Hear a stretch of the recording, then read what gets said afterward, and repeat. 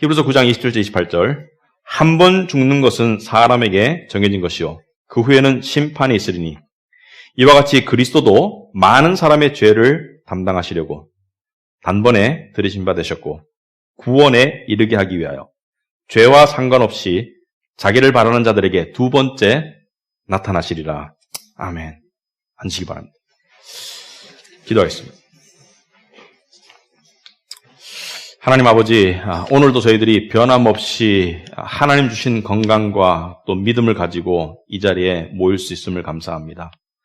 또 하나님 아버지, 하나님께서 창조하신 세상 속에서 하나님의 법 없이 생명의 말씀 없이 우리가 어떻게 온전히 살아갈 수가 있겠습니까? 생명의 말씀을 주심을 감사합니다. 특별히 오늘도 말씀을 통해서 우리가 깨우침을 얻기를 원합니다. 우리에게 마음과 지적 능력과 감정과 모든 것을 주신 것은 무엇보다도 하나님을 깨우쳐 알라는 것인 줄 압니다. 하나님 아버지, 우리가 이 시간 하나님께서 주신 인간으로서 가지고 있는 지적인 능력과 감정과 또 분석력과 또 사고력과 또 심지어 추상력까지 모든 것을 사용해서 하나님의 말씀을 제대로 깨우칠 수 있도록 주님 인도하여 주시옵소서. 그리하여서 그 깨우침이 우리에게 정말 은혜가 될 수 있도록 성령께서 하여 주시옵소서.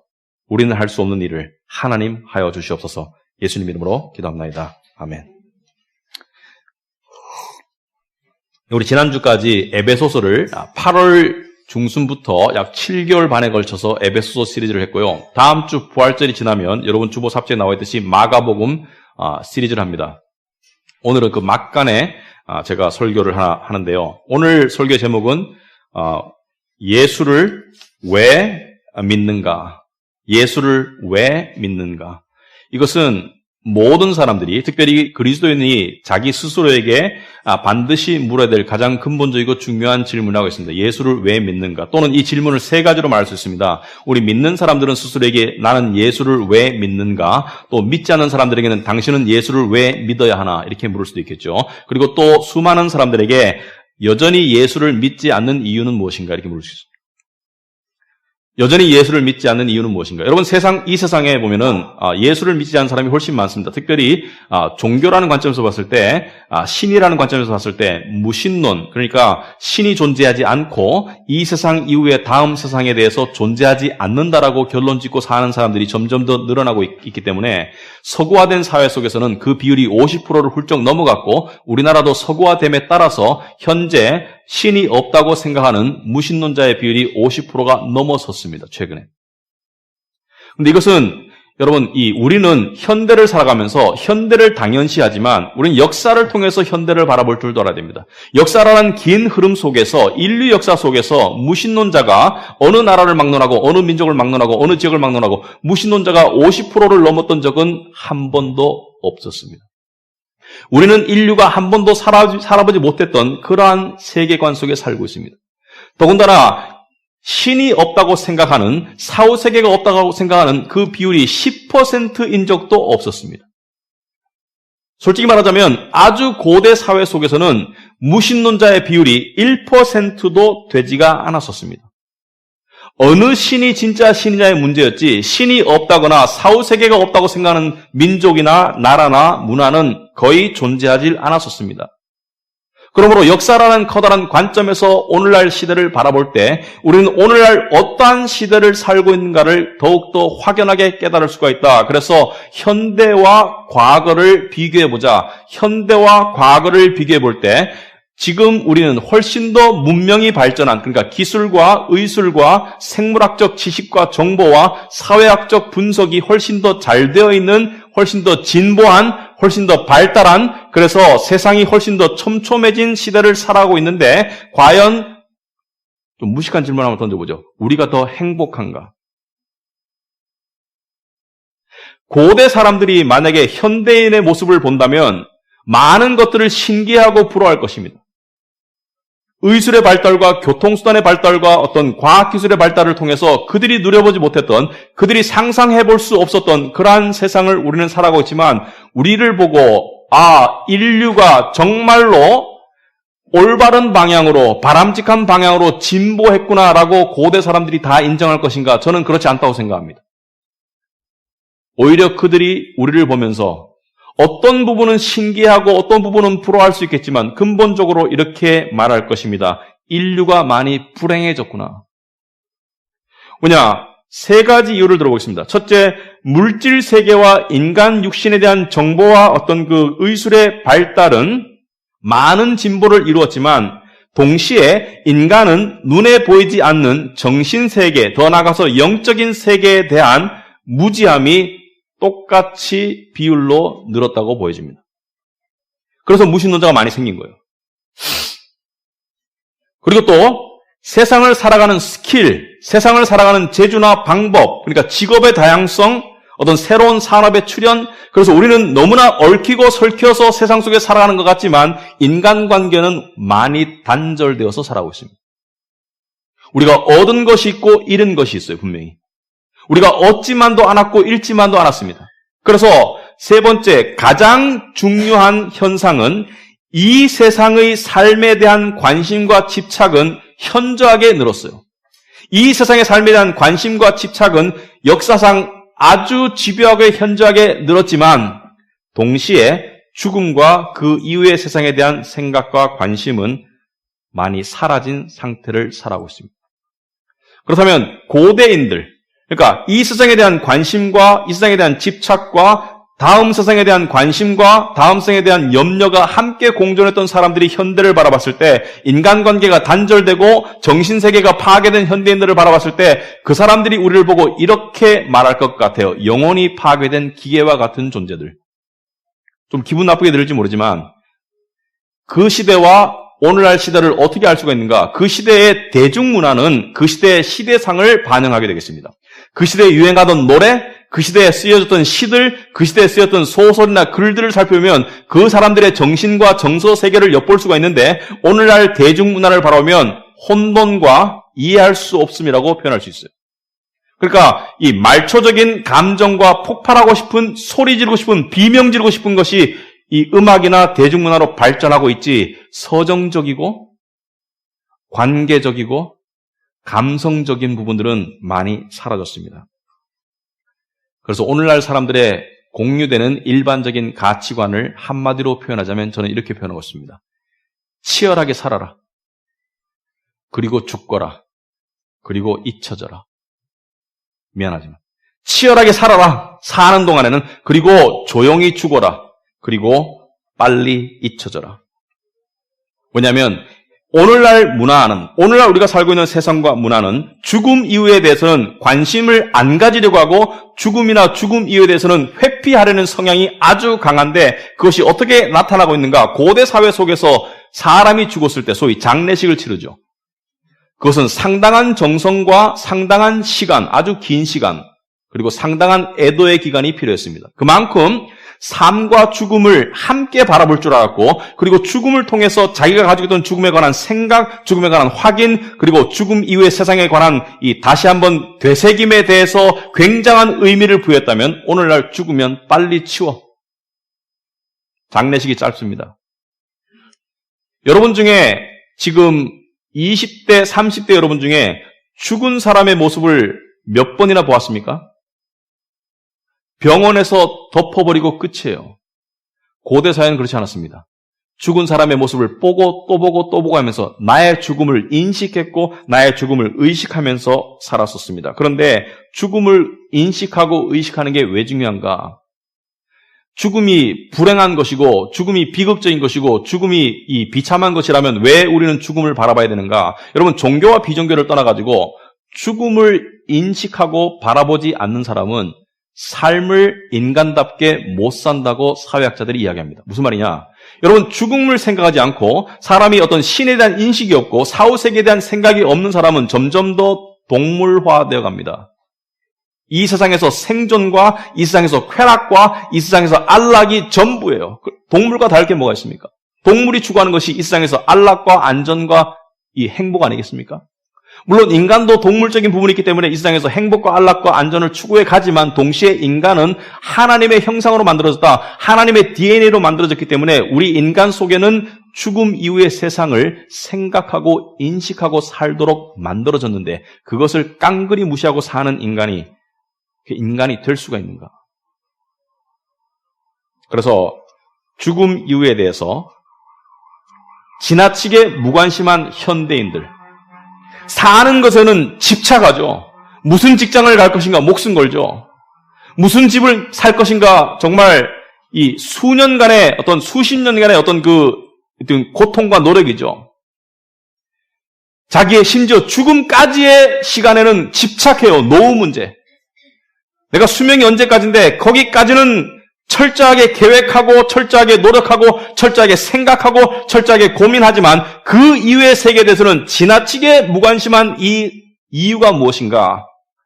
혹시 죽음 이후에는 모든 것이 절대무, absolute nothingness, 절대무로 돌아간다고 생각하고 살고 있지는 않은지.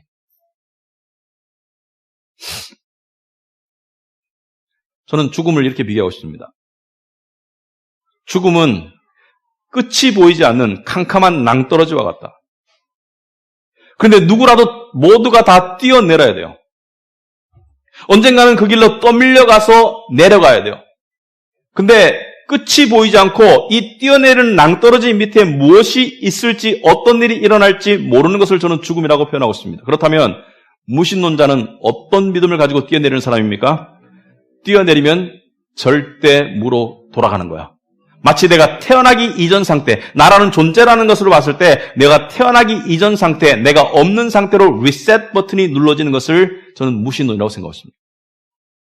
어떤 사람들은 막연한 어떤 긍정심을 가질 수도 있겠죠. 긍정적인 마음. 소수겠지만 좋은 일이 생기겠지. 저 밑에 떨어지고 나면 좋은 데 가겠지. 우리 사람들 죽고 난 다음에 그런 말 하죠. 좋은 데 가셨을 거야. 막연한 긍정론이죠. 근데 세상도 그렇게 삽니까? 여러분, 이 세상의 삶도 막연한 긍정론으로 살아가는 사람이 있습니까? 아니죠. 치밀하게 알고 싶어 하죠. 그리고 또 대부분의 사람들은 불안감을 가지고 있습니다. 떨어지긴 떨어져야 되는데, 언젠가 뛰어내려야 되는데, 이 낭떠러지 밑에 무엇이 나를 기다리고 있을까? 불안해해요. 심지어 교회 다니는 사람들도 불안해하기는 마찬가지입니다. 많은 사람들이. 왜 그렇습니까?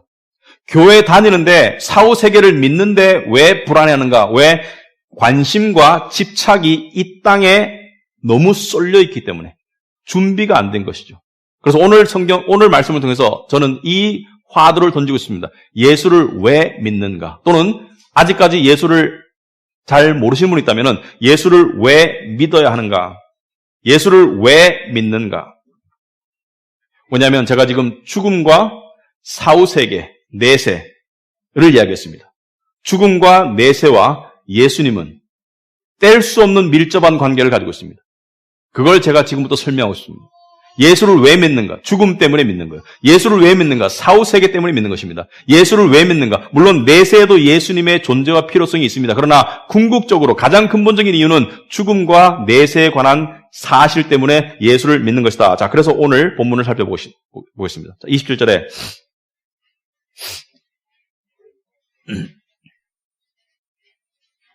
한 번 죽는 것은 사람에게 정해진 것이요. 그 후에는 심판이 있으리니. 여러분, 짧은 구절 같지만 상당한 의미를 입혀가고 있습니다. 한 번 죽는 것은, 여러분, 사람은 한 번 죽는다. 그러므로 두 번 죽지 않는다고 이야기하는 거예요. 한 번 죽는다는 것은 죽음은 절대로 반복될 수 없고, 그러므로 이 세상에서 죽음은 이 세상에서 단번에 최종적으로 그리고 영원히 우리를 단절시키는 것이 죽음이다. 그러니까 한 번 죽는 것이에요. 그런데 무신론자들과 생각과 달리 한 번 죽는 것은 사람에게 정해진 것이요. 그 후에는라는 말이 무엇을 의미합니까? 죽음은 끝이 아니라 새로운 뭔가가 시작된다는 것을 의미하는 거예요. 죽음 이유가 있다는 것을 이야기하는 것입니다.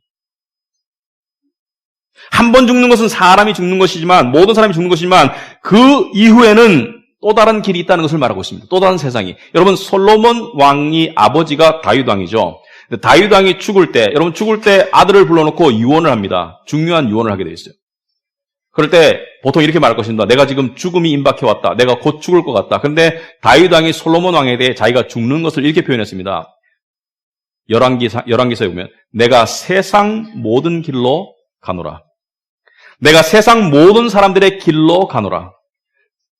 아주 은유적인 표현이지만 아주 의미 있는 표현입니다. 내가 세상 모든 사람들의 길, 그러니까 모든 사람들의 길, 그 길이 무엇입니까? 바로 죽음의 낭떠러지로 나도 떨어지는데 이 다윗 왕은 이것을 내가 종착역으로 간다고 하지 않고 길이라고 표현했어요. 길은 무엇이죠? 길은 한 지점과 또 다른 지점을 연결하는 것이 길입니다.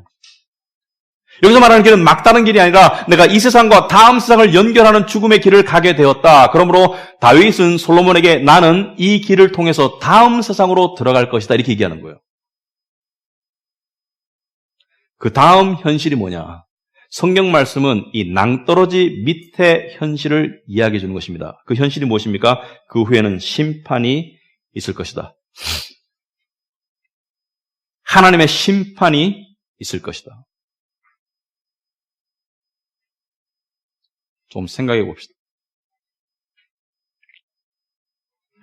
요즘 우리나라가 재판을 많이 하죠. 근데 이게 공정한 재판이 될지, 또 죄가 다 드러날 수 있을지, 그 중에 얼마가 덮일지, 드러나더라도 거기에 대한 정의와 공의의 심판이 이루어질지 사람들이 몰라요. 그리고 아무리 인간이 노력한다고 한들 절대 정의는 이루어질 수 없습니다. 하지만 하나님은 달라요. 하나님은 절대 정의입니다. 절대 공의고, 하나님은 절대 도덕이고, 하나님은 절대 선인데 그분이 모든 사람을 심판하시는 것이 다음 세계로 들어가는 첫 번째 관문입니다. 여러분, 좀 쉽게 얘기해 봅시다. 여러분이 누군가에게 재판을 받으러 갈 때 본능적으로 내가 무슨 잘못이 있어서 어떤 벌을 받을 가망이 있을까를 생각할 수밖에 없어요. 들어오니까. 그래서 여러분들이 이 형사재판을 받으라고 오라고 하면 별로 두려울 것이 없을 수도 있습니다. 왜냐하면 내가 특별히 범법한 일이 없다면. 그러나 하나님은 여러분이 저지른 잘못을 일부 사람만 알고 있는 것이 있죠. 그걸 다 알아요. 예를 들어서 지금 제가 이 앞에서 설교를 하고 있지만 제가 이때까지 살아오면서 내가 저질렀던 잘못을 아는 내 친구나 또는 그 장소에 있었던 이방인이나 누군가가 와서 이 사람이 이런 일을 했어 하면 저는 굉장히 수치심을 느낄 일이 수없이 많을 겁니다. 근데 하나님은 그 정도가 아니고 하나님은 여러분을 잘 아는 친구들이 아는 여러분의 잘못을 다 알고 있어요.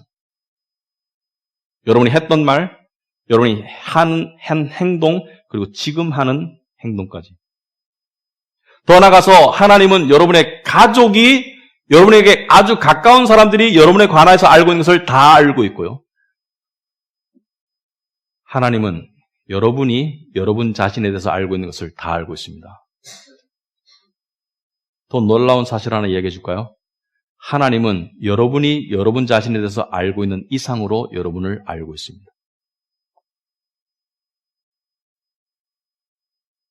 조나단 에드워드가 했는 유명한 설교가 있습니다. 하나님의 손에 사로잡힌 죄인, 진노하시는 하나님의 손에 잡힌 죄인, 그 손을 어떻게 벗어날까요?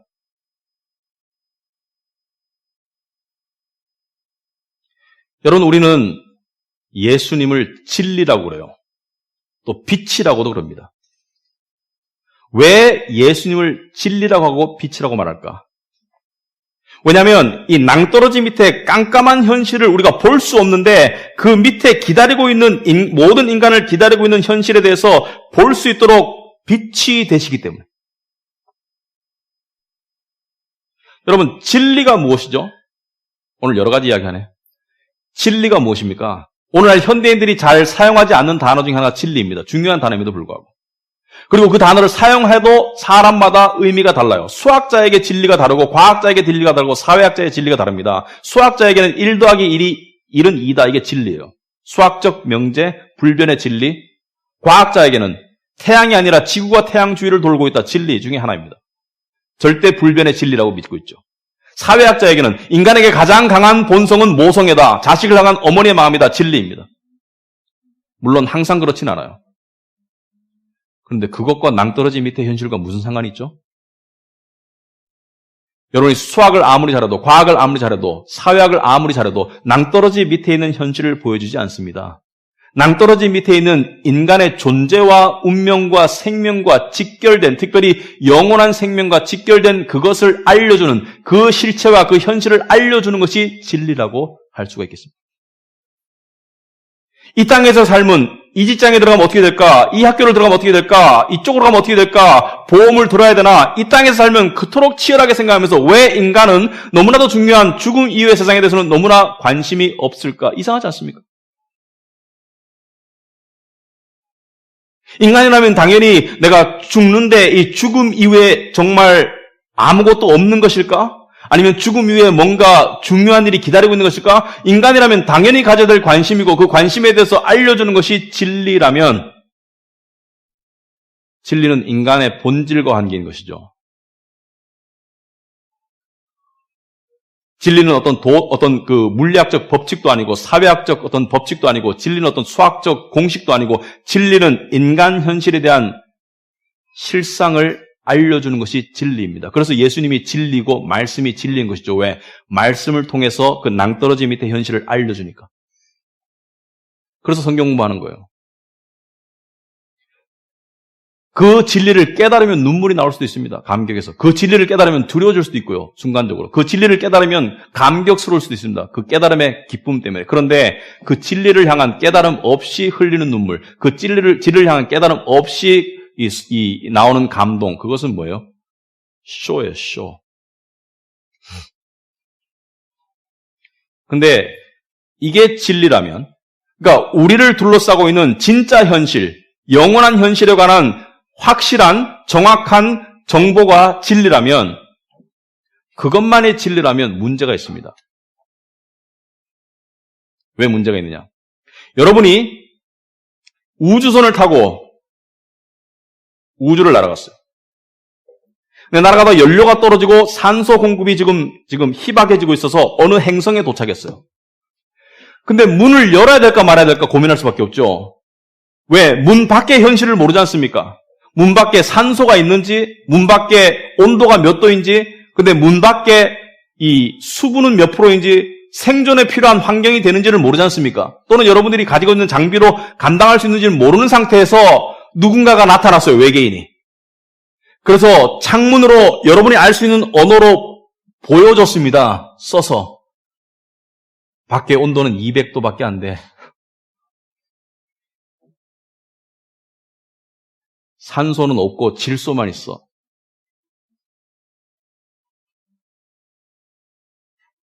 문을 열 수 있습니까? 없어요. 근데 문을 안 열 수도 없어요. 왜? 안에 산소가 희박해지고 있기 때문에. 그 진리, 생명과 관계된 그 정보, 그 진리는 중요한 정보지만 알아도 소용이 없습니다. 왜? 차라리 모르는 게 나아요. 차라리 모르고 문 열고 그냥 죽는 게 낫지. 그 알고 열으나 닫으나 죽는데 그 무슨 의미가 있습니까? 그래서 진리가 우리를 둘러싸고 있는 현실 세계에 대한 가장 정확한 진실된 정보라면 그것은 진리의 반쪽이고요. 그 나머지 반쪽이 필요합니다. 그런데 그 밖에 외계인이 이렇게 말해요. 내가 너한테 지금 옷을 하나 집어넣어 줄 테니까 그걸 입고 나와. 그러면 그걸 입으면 이 온도를 견딜 수 있고 이 산소 부족을 견딜 수 있고 내가 너를 온도와 산소가 적당한 다른 행성으로 데리고 갈게. 여러분, 왜 예수님이 진리입니까? 모든 사람이 죄를 범하였으며 하나님의 심판대 앞에 이를 수밖에 없는데 그 죄에 따르면 모든 사람이 벌받고 지옥 가야 되는 것이 원래 인간의 운명이라면 예수님께서는 오늘 29절에 28절이죠. 이와 같이 그리스도도 많은 사람의 죄를 담당하시려고 단번에 들이신 바 되셨고 구원에 이르게 하기 위하여 죄와 상관없이 자기를 바라는 자들에게 두 번째 나타나시리라. 이거 보시면 그리스도께서 많은 사람의 죄를 담당하시려고, 그러니까 우리의 죄 문제 때문에 우리가 죄 때문에 하나님 앞에 형벌 받을 수밖에 없는데, 죄 때문에 지옥 갈 수밖에 없는데 우리의 죄 문제를 해결하시기 위해서 십자가에서 대신 죽으셨다. 이게 진리입니다. 문제는 뭐예요? 너는 죄 때문에 심판이 기다리고 있다. 이거는 현실에 대한 설명이고요. 거기에 대한 해결책을 예수님이 제시하셨다. 이게 진리인 거예요. 그러니까 진리는 두 가지로 돼야 됩니다. 한 가지, 현실에 대한 설명만 있으면 그것은 반쪽 진리고 필요 없는 진리가 됩니다. 그 설명과 더불어 그 현실에 대한 완벽한 해결책까지 함께 제시하신 분이 바로 예수 그리스도이다. 예수를 왜 믿습니까? 내가 그토록 알고 싶어하고 궁금해하는 이 세상을 둘러싼, 나의 생명을 둘러싼 이 세상에 관한 내가 알아야 될 가장 필수적인 정보를 말씀을 통해서, 진리를 통해서 전달해 주시기 때문에 진리고요. 두 번째는 그 진리가 전달하는 세상의 가장 생존의 문제를 해결해 주셨기 때문에, 완벽한 해결책이 되시기 때문에 진리가 되는 거예요. 여러분, 예수님이 빌라도 앞에 잡혀갔을 때 한번 읽어보시기 바랍니다. 재밌습니다. 재밌다기보다는 심오하죠. 예수님은 진리를 전하러 오셨습니다. 근데 빌라도가 예수님께 물었거든요. 보니까 죄가 없어. 그리고 빌라도가 협박합니다. 나는 너를 죽일 수도 있어. 예수님 말씀하십니다. 하늘에서 허락지 아니하시면 네가 나를 못 죽여. 빌라도가 예수를 보니까 두렵거든요. 예수를 보니까 범상치가 않거든요. 그래서 예수께 물어요. 진리가 무엇이냐? What is truth? 예수님이 답을 안 하십니다. 왜 안 하실까요? 진리를 받을 마음의 준비가 안 됐기 때문이에요. 여러분, 진리를 받을 마음의 준비는 어떤 마음입니까? 절박한 심정이 돼야 됩니다. 내가 죄인이라는 것을 아는 절박한 상태가 돼야 되고요. 내가 누군가의 도움이 없으면 살아날 수 없다는 그러한 절박한 심정이 돼야 되는 것입니다. 여러분, 기독교의 복음은요, 이거는 그냥 길거리에 뿌리는 그런 사탕이 아닙니다. 예수님께서 말씀하셨죠. 귀 있는 자는 들을지어다. 귀 있는 자는 들을지어다. 여러분이 지금 이 진리에 관한 내용이 이해가 된다면 계속 들어보시기 바랍니다. 왜? 이것은 생명과 관계된 문제이기 때문에. 그렇다면 예수를 믿는다면, 예수를 믿는다는 것은 무엇을 의미하나? 저는 적어도 두세 가지를 의미한다고 생각합니다. 첫째, 예수를 믿는다는 것은 영적인 암흑 상태에서 볼 수 있는 눈뜬 상태가 되는 것이 예수를 믿는 것입니다. 여러분, 예수님께서 이 땅에 오셨을 때 많은 기적을 행했어요. 육체적인 기적을 행했습니다. 그 중에 대표적인 것이 소경의 눈을 뜨게 했습니다. 소경의 눈을 뜨게 하시고 난 다음에 예수님께서 항상 물으셨어요. 이제 보이니? 이제 보이느냐? 여러분, 이제 예수를 믿고 보이십니까? 이 낭떠러지 밑에 현실이 보이십니까? 하나님의 심판이 기다리고 있고 그 심판을 통과하면 그 다음에 무엇이 기다리고 있죠? 그 다음에 지옥과 천국이 기다리고 있다는 것이 보이십니까? 그게 보이고 그게 인정이 되고 그게 믿어진다면 예수님께서 여러분의 눈을 뜨게 하신 거예요. 그게 설교를 통해서 성경 보다가 길 가다가 어디에서 이루어질지 모르겠지만 여러분 눈에, 여러분이 영적으로 이제 내가 죽으면 하나님의 심판이 기다리고 있고 그 이후에 지옥과 천국의 현실이 있다는 것을 믿게 되었다면 여러분이 눈을 뜨게 되었다는 것을 이야기합니다. 그러므로 예수 믿는 기독교를 믿으면서 이 세상에서 올인하려고 하는 종교의 형태, 기복신앙, 이 세상을 위해서 하나님을 믿으려고 하는 그 신앙은 예수님의 진리와는 도킹할 수 없는 미아와 같은 행성입니다. 예수를 이야기해요. 그러나 그들이 말하는 예수는 성경이 말하는 예수가 아닙니다. 근데 많은 사람들이 그걸 좋아해요. 왜? 이 땅의 현실이 더 중요하니까. 이 땅의 현실이 더 중요한 사람은 예수 믿는 사람이 아닙니다. 예수 믿는 사람은 이 땅의 현실이 더 중요한 사람도 아니고 예수 믿는 사람은 이 땅의 현실이 안 중요한 사람도 아니에요. 예수 믿는 사람들은 이 땅의 현실이 이 땅의 현실만큼 중요한 사람이에요. 그러나 분명히 예수 믿는 사람은 죽음과 그 이후의 세상이 더 중요한 사람이 예수 믿는 사람입니다. 그래서 그 죽음과 그 이후의 세계를 알고 인식하기 때문에, 잘 들어보세요, 이 땅을 더 지혜롭게, 더 관대하게, 더 여유롭게 살아가는 사람이 예수 믿는 사람이에요. 이걸 이해를 못해요. 이 땅에 집착하면 할수록 삶이 괴로워요. 이 땅에 집착하면 할수록 노예 상태가 됩니다. 이 땅에 집착하면 할수록 남에게 관대할 수 없죠. 왜? 이 땅에서 모든 걸 쇼부 봐야 되니까 내가 행복해야 되고 내가 잘 나가야 되고 내가 좋은 길이면 누구를 짓밟고라도 누구를 희생하고라도 나는 이 땅에서 그렇게 살아갈 거야. 왜? 죽음과 사후세계에 대한 두려움과 인식이 없기 때문에. 누군가 이렇게 말했습니다. 죽음에 대한 진지한 고민을 하지 않는 사람과 인생을 나누지 말아라. 무슨 말입니까? 그 옆에 있으면 다쳐요. 이 땅이 다인 사람 옆에 있으면 이용당합니다. 배신당하고요. 그러나 죽음과 사후세계를 생각하는 신에 대한 인식이 있는 사람 옆에는 인간미가 있을 수밖에 없습니다. 왜? 신에 대한 두려움은 인간미를 북돋아주니까. 그런 사람 옆에는 여유로움이 있을 수 있습니다. 왜? 죽음 이후의 세상을 생각하기 때문에 이 땅에 너무 집착하지 않기 때문에. 응? 두 번째. 예수를 왜 믿습니까? 허무와 무의미를 벗어날 수 있기 때문입니다. 여러분, 인생은 허무한 거라고 우리는 근본적으로 긍정합니다만은 우리의 실제 생활 속에서는 이 땅에서 무언가 대단한 의미를 발견할 것처럼 우리는 살아가요. 제가 그 잘못된 불을 끄겠습니다. 말씀의 능력으로. 첫째, 인생은 짧습니다. 어떤 사람이 그러더라고요. 눈 몇 번 감았다 뜨니까 60이래요.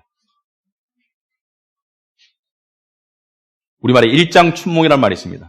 꿈 한 번 꾸고 나니까 인생이 지나갔어요.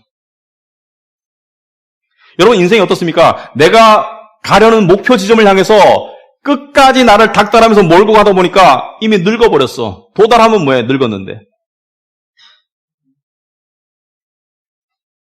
도달 안 해서도 힘들지만 도달해봤자 헛거라는 거죠. 인생은 원래가 허무한 거예요. 성경에서 지혜서가 있습니다. 지혜의 말씀을 가르치는 말씀이 있어요. 뭐라고 말합니까? 전도서 1장 1절에 보시면 다윗의 아들 예루살렘 왕 솔로몬이 전도서에 이렇게 말하고 있습니다. 전도자가 이르되 헛되고 헛되며 헛되고 헛되니 모든 것이 헛되도다. 헛되고 헛되며 헛되고 헛되니 모든 것이 헛되도다. 5번 반복하죠. meaningless. 의미가 없다는 거예요. 이거는 원어상 이런 뜻입니다. 아무 의미가 없으니까 아무것도 하지 말아라가 아닙니다. 해 아래서 수고하는 모든 사람의 수고가 무엇이 유익한가? 무슨 말이냐면은 여기서 헛되다라는 것은 영어로 히브리 말로 헤벨, 그러니까 원래 뜻은 아주 짧다. 아주 짧아서 헛되다는 거예요. 영혼에 비춰봐서 너무 짧다. 여러분, 촛불을 타고 있는 촛불을 훅 불어서 꺼보세요. 연기가 나죠. 그리고 냄새가 납니다. 그러나 곧 사라져요. 그 연기를 잡으려고 해도 잡히지도 않습니다. 그게 인생인 거예요. 또 두 번째, 왜 인생은 허무하고 의미가 없는가? 인간은 나약합니다. 인간은 강한 척 하려고 발부둥 쳐요. 여러분, 길 걸어가는데 뒤에서 술 먹고 운전하는 사람이 갑자기 뒤에서 갖다 박으면 여러분 피할 재간이 있습니까? 취업 문이 바늘구멍 같은데 그 구멍을 넓힐 수 있는 재주가 있습니까? 여러분, 금리 여러분 마음대로 할 수 있어요? 집값 여러분 마음대로 할 수 있습니까? 여러분 마음대로 할 수 있는 게 뭔데? 짜장면 먹을까? 짬뽕 먹을까? 대출이자도 하나 마음대로 못 하잖아.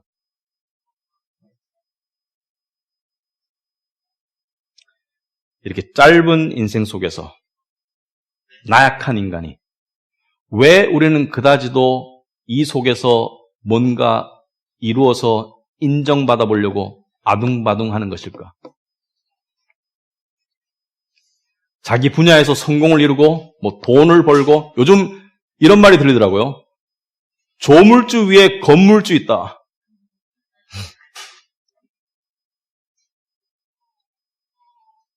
여러분이 돈을 열심히 벌어서 꼬마 빌딩을 하나 샀다고 칩시다. 얼마 안 가서 건물도 낡아지고 여러분도 늙어질 거예요.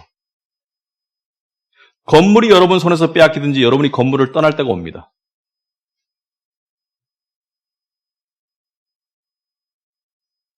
돈 아무리 많이 벌으면 뭐예요? 내가 병원에 누워있거나 깜빵 가 있으면 남 좋은 일 시키는 건데.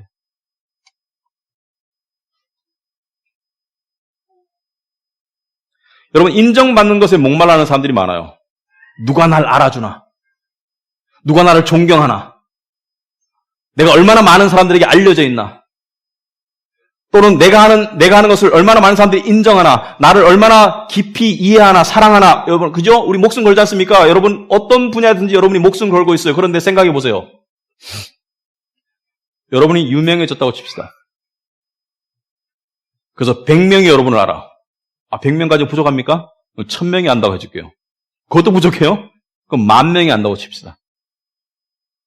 10,000명이 여러분을 알고 여러분을 환영해. 지구상의 74억 중에 10,000명 뺀 나머지 사람은 여러분 몰라요. 생각해 봤습니까? 그리고 그 10,000명도 곧 여러분을 잊게 됩니다. 하나하나 죽어가면서.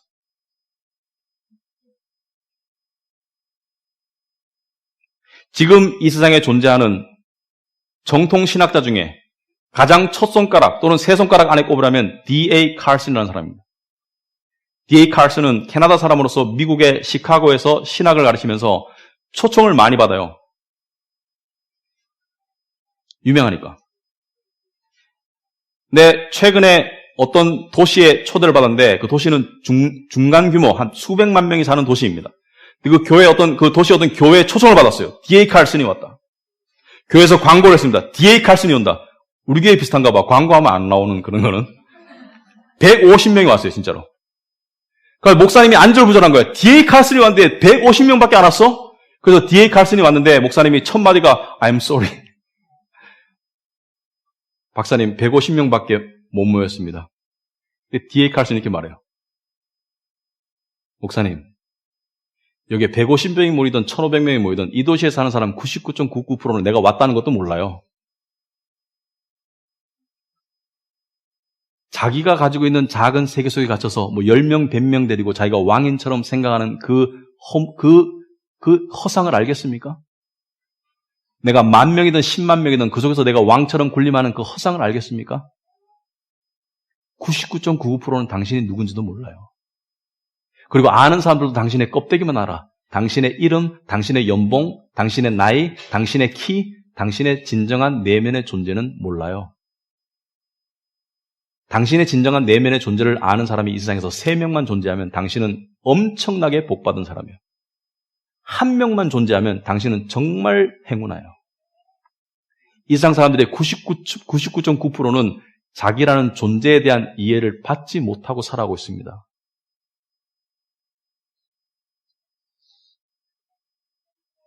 그래서 성경은 이렇게 인생을 표현합니다. 풀은 마르고 꽃은 시드나.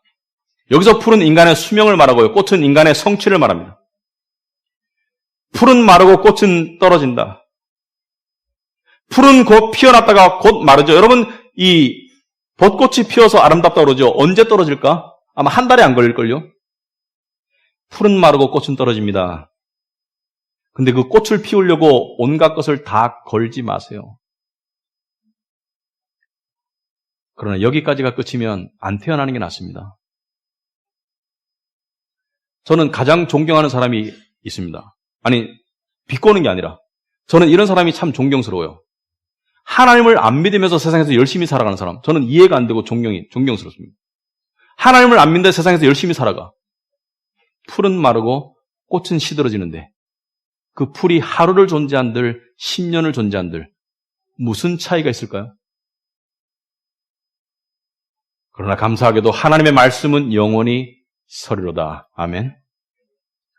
말씀이 육신이 돼서 오신 것이 예수님이고 말씀이고 진리죠. 예수님께서 요한복음 17장 11절에 저희를 진리로 거룩하게 하옵소서. 아버지의 말씀은 진리니다. 요한복음 1장 14절에 말씀이 육신이 되어 우리 가운데 거하심에 우리가 그 영광을 보니 아버지의 독생자의 영광이요 은혜와 진리가 충만하더라. 말씀은 영원하리라. 여러분 예수 왜 믿습니까? 저는 영원하려고 믿습니다. 예수님 믿으면 영원하니까.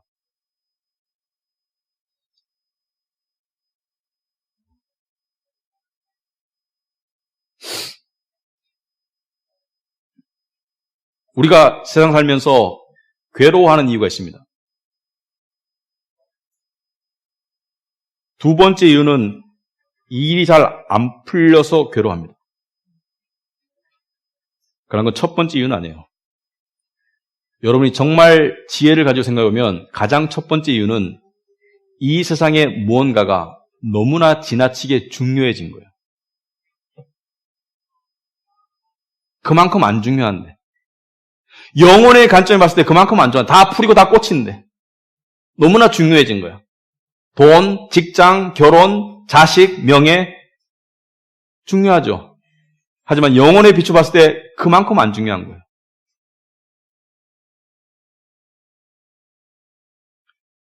저는 제가 보는 TV 프로 중에 두 번째로 좋아하는 프로가 있습니다. 첫 번째는 바다에서 고기 잡는 거고, 두 번째는 자연인이라는 프로를 좋아합니다. 세상에서 낭패해서 산에 가서 혼자 사는 사람, 오해하지 마세요. 저는 아주 좋은 와이프와 가정을 가지고 있습니다. 그건 이유가 아니에요. 근데 그 자연인이라는 프로를 보면서 저는 왜 좋아하냐? 사람이 세상의 욕심을 벗어나서 사는 모습이 보이기 때문에 좋아요. 그런데 그것도 TV 프로이기 때문에 각색이 된 것이죠. 그런데 끝은 어떻게 됩니까? 끝은 다 낭떠러지 밑으로 떨어져야 돼요. 그런데 우리에게는 예수를 왜 믿습니까?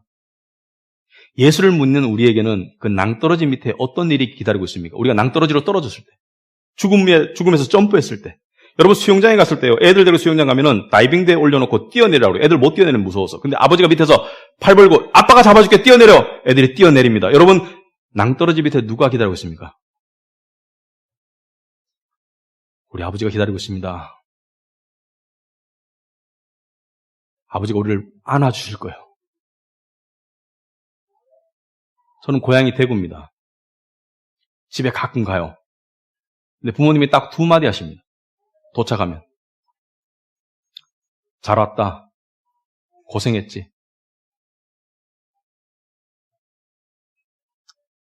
우리 아버지가 낭떠러지 밑에 있습니다. 그리고 우리가 떨어질 때 그때 우리를 두 팔 벌려 안으실 거예요. 그리고 말씀하실 것입니다. 잘 왔다. 내가 너를 기다렸다.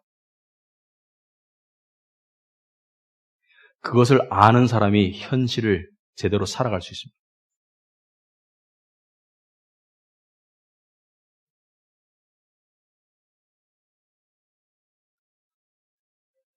여러분, 우리는 교회를 다니면서 뭔가 이루려고, 뭔가 얻으려고 생각할 때가 참 많죠. 그러나 예수를 만났던 삭개오는 여리고의 세리장이었습니다. 그 당시에 세리, 그러니까 로마의 권력을 힘입어서 이스라엘에게 세금을 갈취해서 일부는 로마에 바치고 일부는 자기가 착복했던 민족적인 반역자였던, 그러나 세상적으로는 아주 더럽게 부자였던 세리들 중에 세리장은 이스라엘에 딱 3명밖에 없었어요. 여리고가 국세청 사무소 중에 하나였습니다. 그런데 예수님이 오셨어요. 사회적 재산이 있고 사회적 지위가 있고 그리고 사람들과 함께 하기를 원하지 않았던 그 여리고, 근데 키가 작았어요. 근데 예수님을 보지 못하니까 사람들을 둘러싸여 있으니까 예수님을 보려고 나무에 올라갑니다. 세리장이. 수치를 더 이상 느끼질 못해요. 불필요한 수치를. 그리고 예수님께서 내려오라고.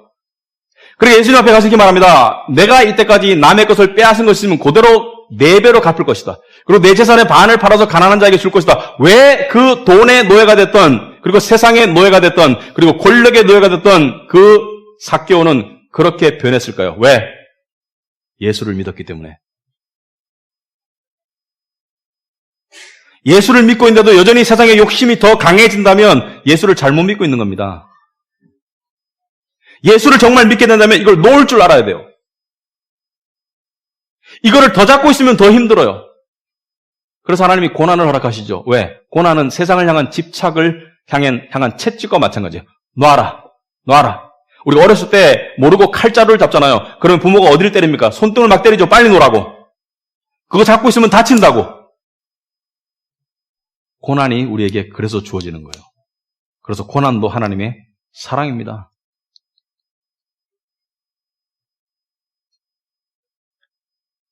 여러분, 예수를 왜 믿습니까? 그 반대로 생각하면 답이 분명해집니다. 예수를 안 믿었으면 어떻게 되었을까? 예수를 안 믿었으면 낭떠러지 밑에 있는 상황도 모른 채 무방비 상태로 이 세상에서 끌려다니면서 비참하게 살다가 그리고 마지막에 낭떠러지 밑으로 다 쓸려갈 텐데 예수를 믿었기 때문에 운명이 바뀌었습니다, 여러분. 예수를 믿는 이유를 분명히 알고 믿는 저와 여러분이 되길 바랍니다. 기도하겠습니다.